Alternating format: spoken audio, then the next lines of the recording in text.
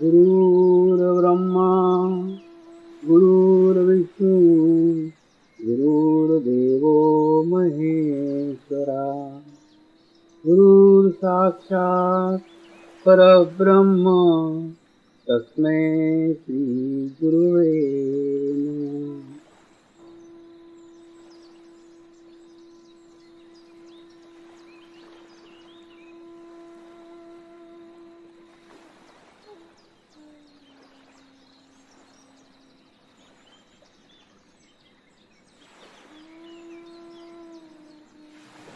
मेरे साथ ध्यान की शुरुआत करेंगे।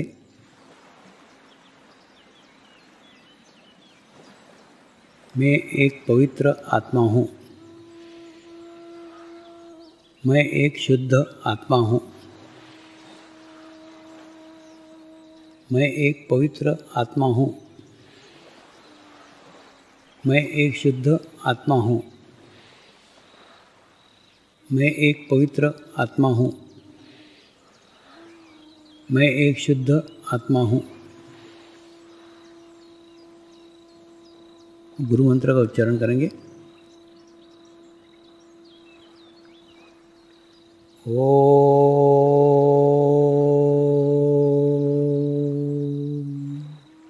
श्री शिवकृपानंद स्वामी नमो नमः।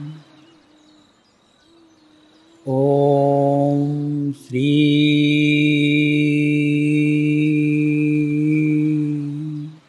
शिवकृपानंद स्वामी नमो नमः। ओम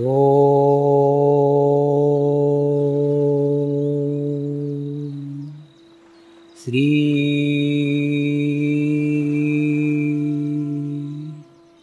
शिवकृपानंद स्वामी नमो नमः। ओम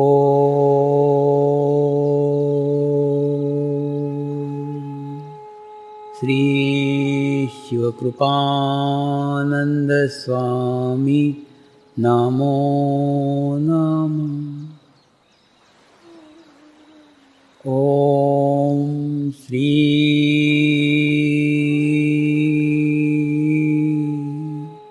शिवकृपानंद स्वामी नमो नमः। ओम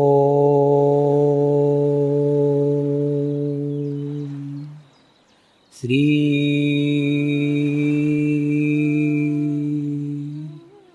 शिवकृपानंद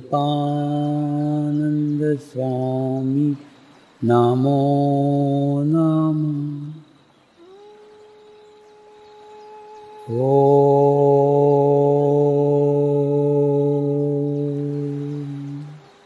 श्री शिवकृपानंद स्वामी नमो नमः। ओम श्री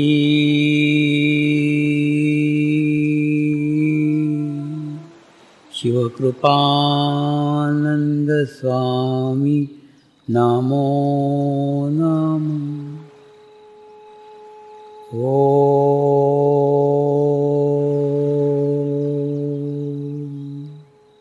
श्री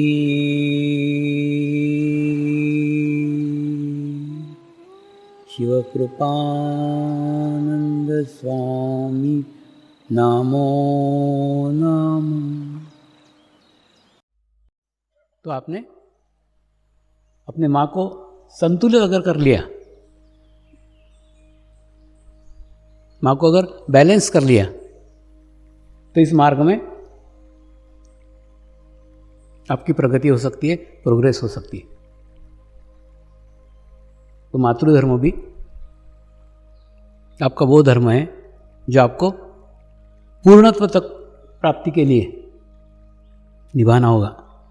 जिस प्रकार मातृधर्म है उसी प्रकार से पितृधर्म, माँ और बाप बोलते कि नहीं, जैसे बोलते वैसा है। माँ जन्म देती है बाप उसका पालन करता है। हमारा पालन करने वाला हमारा बाप है। उसके प्रति भी आपका धर्म है, आपका कर्तव्य है। बाप को आप सीढ़ी समझ लो ना, माने आप जिस सीढ़ी पे चढ़ करके मंजिल तक पहुंचे हो, इसके बीच से आपका वृक्ष का निर्माण हुआ है।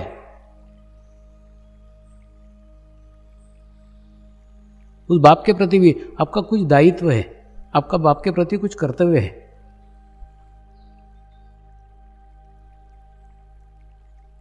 पिता का आपसे क्या व्यवहार है, पिता आपसे क्या बोल रहा है, पिता हाँ मैं ना, उससे कुछ मतलब नहीं। आपका व्यवहार उसके प्रति अच्छा ही होना चाहिए। पिता पे से याद आया, मेरे पिताजी ने इस मार्ग पे आने पे बहुत विरोध किया, गालियां दी, सब कुछ किया, लेकिन इस मार्ग में आगे बढ़ने के बाद दूसरा उनका कुछ नुकसान नहीं किया था मैंने। मतलब जो भी गालियां देते थे ना, वो सिर्फ ओठ से देते थे, पेट से नहीं देते थे, अंदर से कुछ नहीं था। और जब अलग अलग देशों की यात्रा की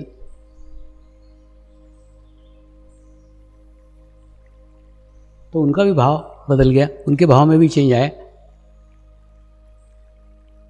वो बोले तेरे अंदर कुछ तो भी है जो मैं नहीं समझ पा रहा हूं। इतने सारे देशों में मूर्ख थोड़ी है तेरे को बुलाते। धीरे धीरे बदलाव आया, धीरे धीरे चेंज आया।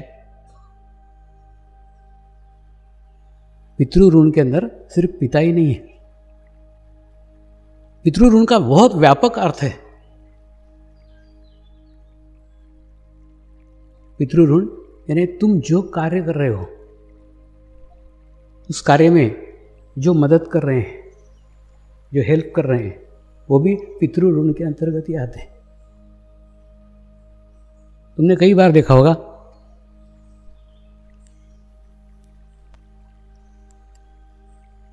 मैं इस सिंहासन पे जब बैठता हूं, इस व्यास के ऊपर जब बैठता हूं, बैठने के पहले गुरुओं को आमंत्रित करता हूं, उनको स्थापित करता हूं, उनको नमस्कार करता हूं, और नमस्कार करने के बाद में प्रार्थना करता हूं। ये कार्यक्रम जितने लोगों के सहयोग से संपन्न हुआ है उन सब की प्रगति होना चाहिए, सबका प्रोग्रेस होना चाहिए।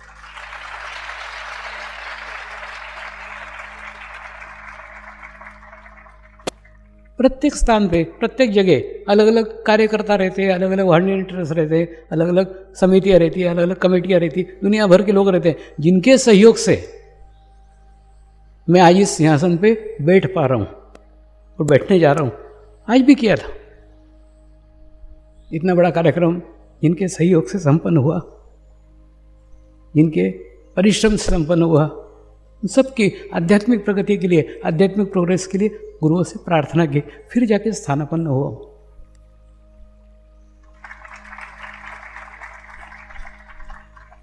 तुम लोग कार्य करके छूट जाते हो, मैं नहीं छूटा। ये भी पितृ ऋण के अंतर्गत ही आता है।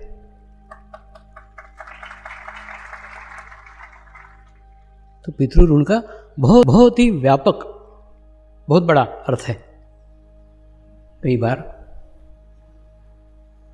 जवान साधकों को, जवान साधिकाओं को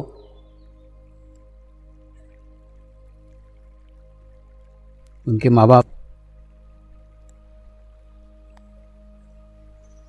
गुरु कार्य करने नहीं भेजते तो उन्होंने नहीं आना चाहिए। मैंने बताया ना, मातृ ऋण और पितृ ऋण, इससे मुक्त होके आओ। जब तक वो मना कर रहे हैं, वो बोल रहे हैं मत आओ, मत जाओ। हाँ, तुमको अगर लग रहा है कि गुरु कार्य श्रेष्ठ है, ये करना ही है, तो तुम तुम्हारे बच्चों को भेजो ना, मैं वो तब तक इंतजार करूंगा।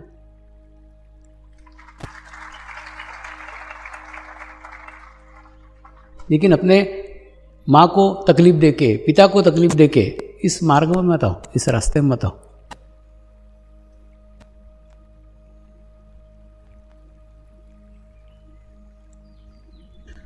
पितृ के बाद पितृ आचार्य ऋण,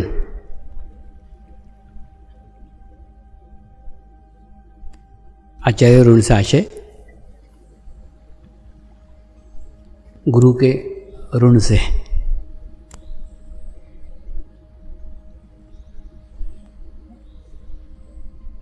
शिव बाबा ने जो दायित्व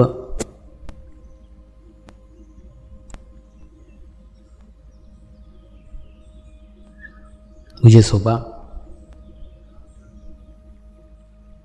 और उस दायित्व को ही पूर्ण करने के लिए अनेक गुरुओं ने अपना अपना योगदान दिया है, और उस गुरुओं के ऋण को चुकाने में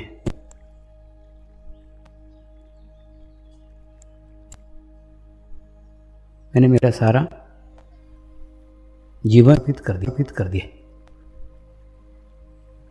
कोई भी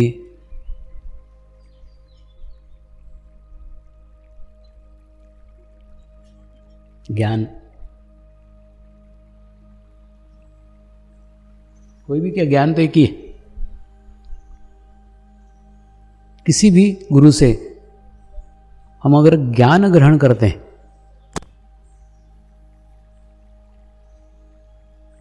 तो उस गुरु को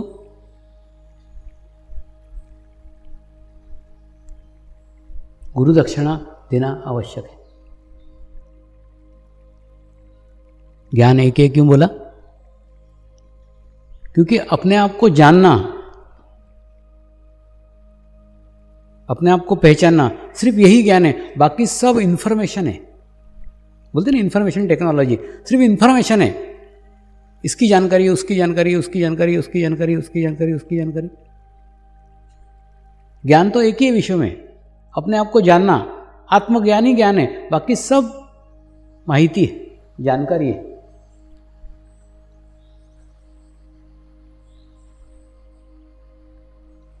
तो जिस गुरु से हमें आत्मज्ञान मिला है,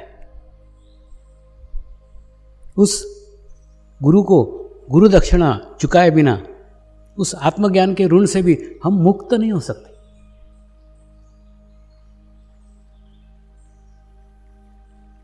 और उसने जो दिया है वही तुमको देना पड़ेगा। उसने आत्मज्ञान दिया है, आपको भी आत्मज्ञान की गुरु दक्षिणा देनी होगी। गुरु से बड़ा गुरु का कार्य है, जो गुरु के नाम के साथ संपन्न होता है। तो गुरु के कार्य को आगे बढ़ा करके, विकसित कर करके ही गुरु दक्षिणा दी जा सकती है।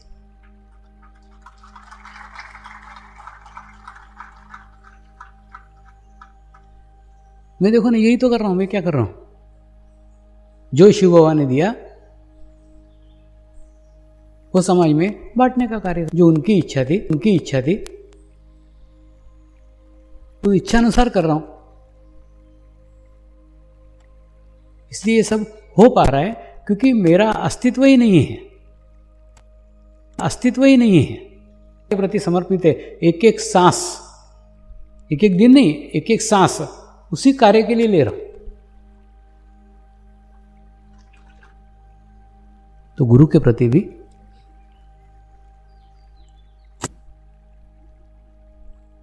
हमारा एक धर्म है।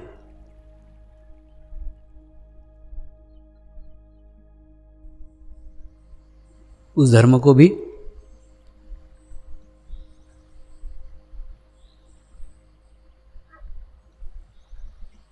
पूर्ण किए बिना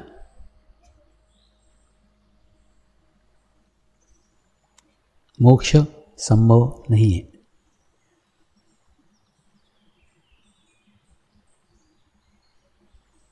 एक हुआ शरीर धर्म, दूसरा हुआ मनुष्य धर्म, तीसरा हुआ मातृधर्म, चौथा हुआ पितृधर्म, पांचवा हुआ आचार्य धर्म, और छठा है अतिथि धर्म।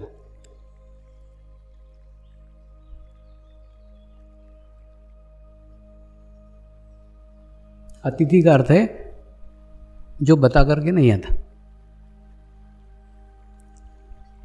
तो परमात्मा भी अतिथि के रूप में हमारे घर में आता है, उसको हमने बुलाया हुआ नहीं रहता है, वो अपनी इच्छा से आता है। और आने के बाद आपका संतुलन कितना हुआ है, आप कितना ध्यान करती है, आप कितनी बैलेंस है, इसकी परीक्षा लेता है। होना चाहिए ना, सिर्फ पढ़ाई करके क्या होगा, परीक्षा भी तो देनी चाहिए किसी ने, और परीक्षा लेने वाला भी तो कोई होना चाहिए। तो ये अतिथि परीक्षा लेने वाले होते हैं, या कि आपको टेस्ट करते हैं, आपको जांचते हैं आप कितने संतुलित। अरे ध्यान में तो सभी संतुलित रहते हैं। अचानक आपके घर कोई आ जाए, आते हैं ना, या आश्रम में भी कई अचानक आ जाते हैं, तो इनको भी बोलता हूँ साधकों को, ये तुम्हारे घर नहीं आए हुए हैं, तुम्हारे लिए नहीं आए हुए हैं, वो गुरु शक्तियों ने भेजे हुए हैं, उनके गेस्ट हैं। नहीं तो कोई पूछ सकता है कि यहाँ 10 बार बुलाओगे तो वहां से भग जाएगा दांडी से। यहां पहुंचने के लिए भी एक स्थिति है, वो स्थिति नहीं होगी तो नहीं पहुंचेगा। वो गुरु भी टेस्ट करते रहता है तुमको, गुरु भी जांच करते रहता है, अतिथि के रूप में आते रहता है, अतिथियों को अपने रूप में भेजते रहता है। उनके सामने आप कितने संतुलित रह पाते हो, कितने बैलेंस रह पाते हो, इसकी परीक्षा लेते रहते हैं। तो अतिथि भी वो परमेश्वर का रूप है, वो परमात्मा का रूप है, जिस रूप में परमात्मा आके हमारा संतुलन जांचते रहता है, संतुलन देखते रहता है, हम कितने संतुलित हैं, हम कितने बैलेंस हैं। तो उस अतिथि से भी आप कैसा व्यवहार करते हो, उस अतिथि से भी आप कितना समय देते हो, कितना बोलते हो, ये भी आपके संतुलन को परीक्षा लेने के लिए।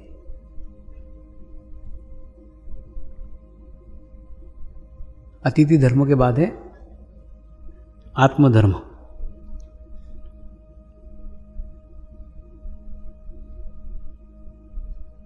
आत्मधर्म यानी सबसे पहले आपके भीतर एक आत्मा है, इसका एहसास आपको होना चाहिए।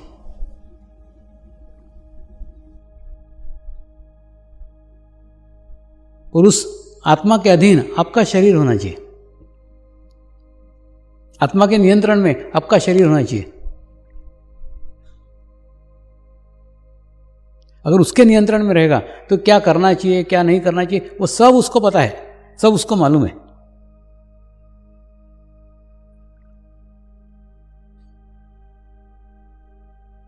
तो जैसे ऐसे बताते हैं वैसे ऐसे करते हो। लेकिन सदैव याद रखना, आत्मा का कार्य सृजनात्मक रहता है, आत्मा का कार्य नवनिर्माण का रहता है, आत्मा का कार्य सकारात्मक रहता है, विध्वंसकारी कार्य आत्मा का नहीं होता। आप बोलोगे मेरे को आत्मा मार दिया, ऐसा आत्मा ने कहा उसको झापड़ मार, मैंने मार दिया, ये आत्मा ऐसा कभी नहीं कहेगा कि तूने ही तेरा मारा है। अपना बचाव करने के लिए आत्मा को बीच में ला रहे हो, करते ना। स्वामी जी मेरे ध्यान में आए, उन्होंने भी लोगों को ऐसा बोला, ध्यान में क्या है, मतलब अपने दोष अपनी गलतियां वो स्वामी जी के मत्थे बढ़ दो। तो सदैव याद रखो, सकारात्मक कार्य सृजनात्मक कार्य आत्म प्रेम से संपन्न होते। और मेडिटेशन का भी क्या उद्देश्य है, एक ही उद्देश्य है कि आपके अंदर का आत्मधर्म जागृत हो, और आत्मधर्म जागृत होने के बाद में क्या करना चाहिए क्या नहीं करना चाहिए इसका ज्ञान आपको ही आपके अंदर से मिलना चालू हो जाएगा, फिर बताने की जरूरत ही नहीं। सारी चेष्टा सारे प्रयत्न उस आत्मा को जगाने के हैं, वो जग जाएगा, सारा खेल ही खत्म हो गया। एक बार आप नियंत्रित हो जाओ, आपका नियंत्रण आपके ऊपर ही हो जाए, फिर आपको किसी बाहरी नियंत्रण की आवश्यकता ही नहीं है, और आप आपके ही गुरु हो जाओ। आपको आपके अंदर से ज्ञान मिलना चालू हो जाएगा, आपको आपके अंदर से निर्देश मिलना चालू हो जाएंगे, आपको आपके अंदर से आभास मालूम होंगे, आने वाले घटनाओं की पूर्व सूचना प्राप्त होगी, और अंतिम है मोक्ष धर्म। देखो, ये आत्मज्ञान प्राप्त करना संपूर्ण नहीं है। पूरा नॉलेज ले लिया, पूरा इंफॉर्मेशन ले लिया, पूरी जानकारी ले ली, लेकिन कृति नहीं की,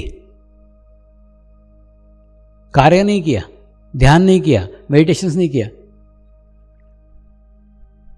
तो मोक्ष प्राप्ति होगी क्या? नहीं होगी। ये बहुत विचित्र स्थिति है। कई लोग संपूर्ण ज्ञान प्राप्त कर लेते हैं, कैसेट सुन के बोलो, प्रवचन सुन के बोलो, सेंटर पे जाके बोलो, पूर्ण निचोड़ पूरा ले लेंगे, सब एकदम ब्रह्मज्ञानी हो गए वो, लेकिन ध्यान नहीं करेंगे। ये कहाँ जाएंगे? घर का ना घाट का कुत्ता। क्यों? इनको पूरा ब्रह्म ज्ञान हो गया, ये दूसरा जन्म लेंगे नहीं।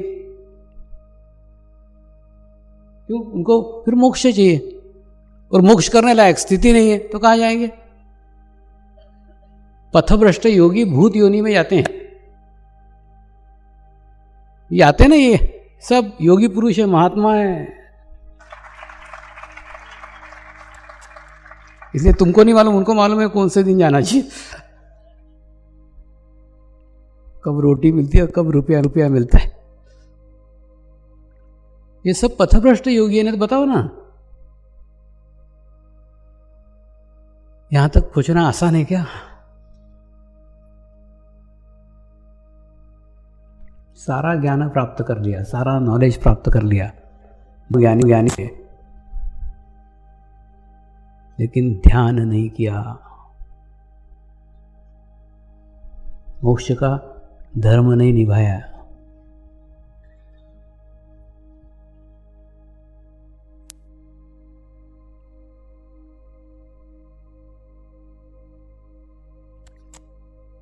और इनको अपने गलती का एहसास भी होता है तो शरीर त्यागने के बाद, फिर कुछ हाथ में नहीं रह जाता। इसलिए उस नश्वर शरीर से लेके उस ईश्वर रूपी मोक्ष तक पहुंचने का मार्ग इन्हीं 8 धर्मों के अंदर से जाता है।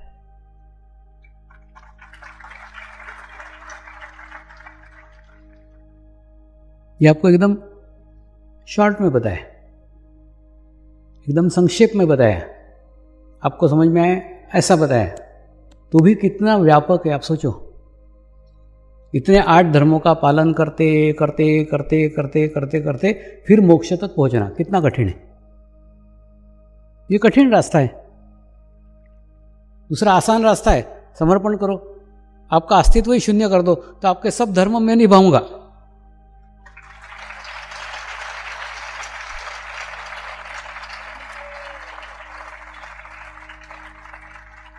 अब आप चुनो आपको क्या करने का है। कठिन करना हो कठिन मार्ग से जाओ, आसान मार्ग बता रहा हूं आसान मार्ग से जाओ।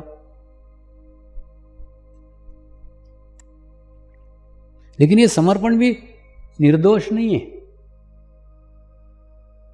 कोई भी, हर सिक्के के 2 पहलू होते ही हैं, कुछ अच्छा रहता है कुछ बुरा रहता है। सिर्फ क्या होता है, हमको अच्छा अच्छा दिखता है क्योंकि बुरा बताने वाला हमारे पास कोई आता ही नहीं। बुरा भी है इसके अंदर। एक बार मैं 45 दिगंबर जैन मुनियों के साथ रहा था। मेरे गुरु ने अहंकार पे नियंत्रण करने के लिए उनके सानिध्य में मुझे भेजा था। वो भी अपना ध्यान करते थे, मंत्रों का जाप करते थे, और उनका भी प्रक्रिया बड़ी कठिन थी। एक एक चक्र पे 7-7 साल तक जाप करते थे। 7-7 साल, 49 ईयर, 49 साल उनको पूर्ण होने में लगते थे। कितनी कठिन तपस्या है।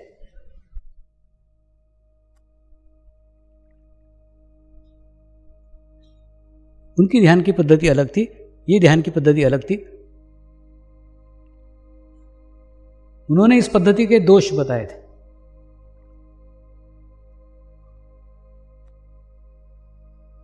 उन्होंने बताया इसके गुण भी है, इसके दोष भी है, दोनों ही हैं, दोनों ही तेरे सामने रख रहा हूँ। तो कहाँ पे नियंत्रण करने का है, कहाँ संतुलन करने का है, वो उन्होंने मुझे सिखाया, मैं तुमको बता रहा हूँ।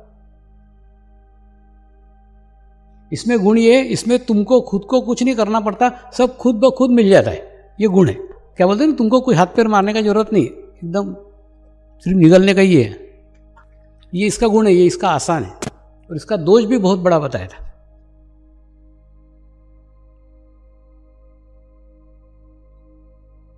दोष ऐसा बताया था कि इसके अंदर सामूहिकता की शक्ति हमारे में आ जाती है, कलेक्टिविटी की शक्ति हमारे अंदर आ जाती है, और आने के बाद में वो हमारे अंदर ईगो डेवलप करती है, हमारे अंदर अहंकार डेवलप करती है। ये इसका दोष है। इससे तुम भी बचे रहे ना, ऐसा मुझे बताया था। आज मैं तुमको बता रहा हूं, तुम भी बचे रहो। वो कुत्ते की कहानी सुनिए, जो बैलगाड़ी के नीचे नीचे चलता है, दो बैलों के बीच में वो चलते रहता है।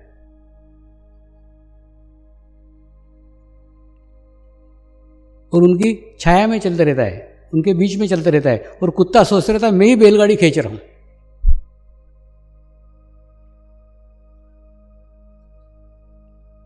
लेकिन उसका भी भ्रम टूट जाता है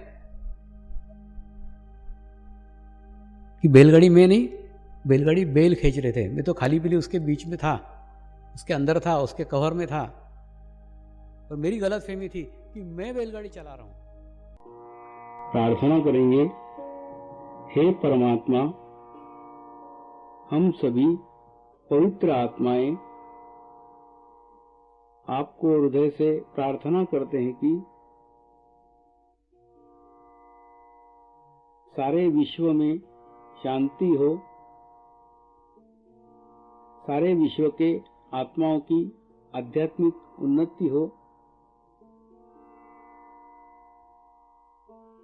एवं सर्वांगीण उन्नति हो। यही हम सब आत्माओं की शुद्ध इच्छा है। हे परमात्मा, हम सभी पवित्र आत्माएं आपको हृदय से प्रार्थना करते हैं कि हमारे सद्गुरु श्री शिव कृपानंद स्वामी जी का स्वास्थ्य सदैव अच्छा रहे, उनकी आयु दीर्घ हो। यही हम सब आत्माओं की शुद्ध प्रार्थना है, शुद्ध प्रार्थना है, शुद्ध प्रार्थना है।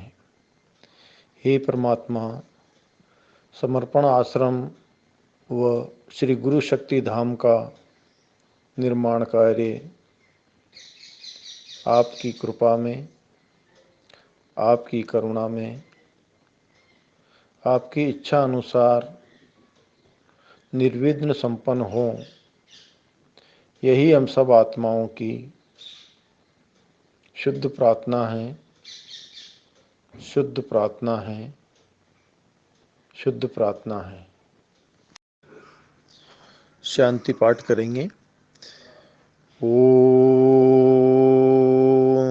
ध्यो शांति अंतरिक्ष गुम शांति पृथ्वी शांति रापः शांति औषधयः शांति वनस्पतयः शांति विश्वे देवाः शांति ब्रह्म शांति सर्वगं शांति शांति एव शांति सामा शांति एधि ओम शांति शांति शांति सर्व इष्ट सुशांति